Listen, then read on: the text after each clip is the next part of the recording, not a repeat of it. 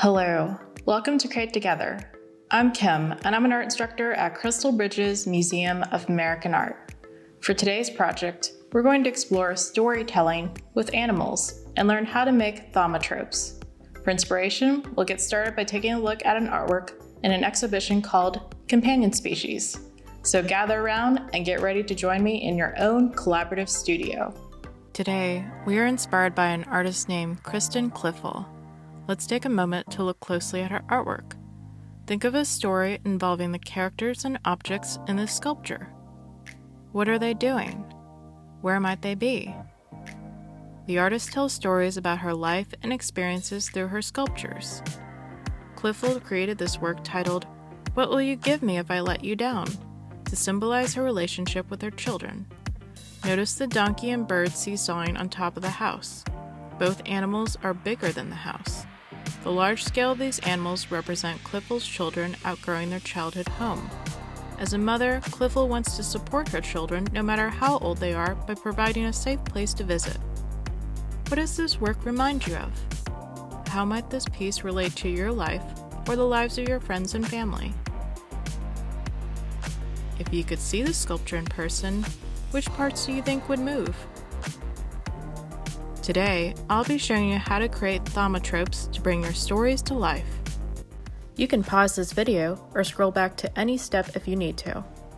For this project, you will need to find these materials in your kit: watercolor paper, blue twine, pencils, black ink pens, markers, a glue stick, and a hole puncher.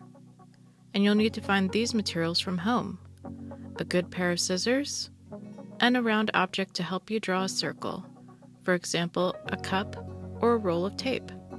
Alright, let's get started. Thaumatropes are toys which create illusions of action or movement.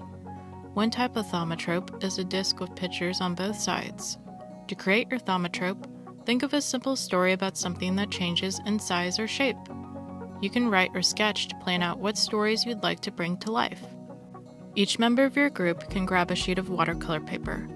Draw 2 circles using a pencil and your round object. Draw close to the edge of your paper, so you have blank space to make more thaumatropes later. Use your pencil to draw the first image on your first circle. Then draw the first image again with a change in shape or size on your second circle. Make sure each image is centered in the middle of the circle. My first story is about an elephant holding an ice cream cone, which begins to melt as time passes. The ice cream cone will change its shape as it melts. My second story is about a baby bear who tries to eat honey out of a beehive.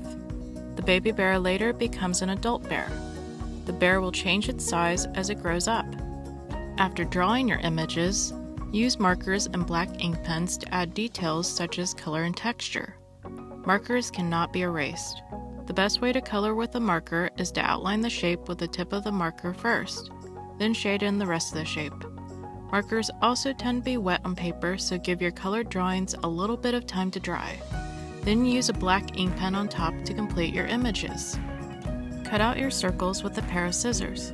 When cutting out round shapes, rotate the paper with one hand and move the scissors with the other hand. On the back of one image, glue the second image upside down. It's important for the second image to be upside down so that our story comes to life. Connecting the backs of both circles will create a disc. Use a hole puncher to make 2 holes on opposite sides of your disc.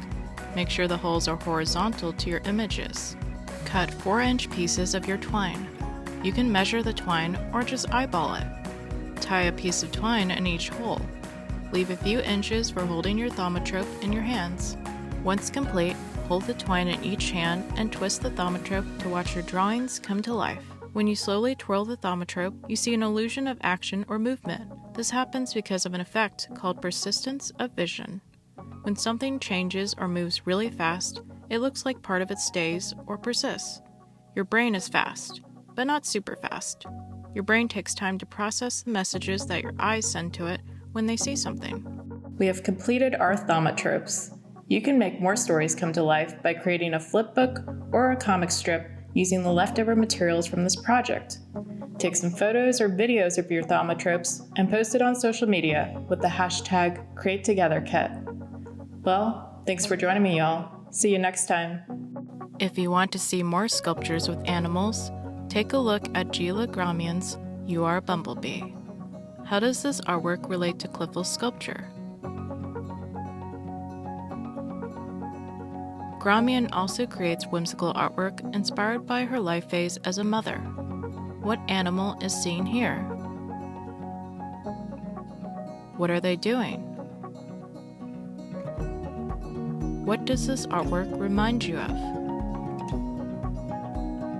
Talk about these questions with your group and continue to explore storytelling.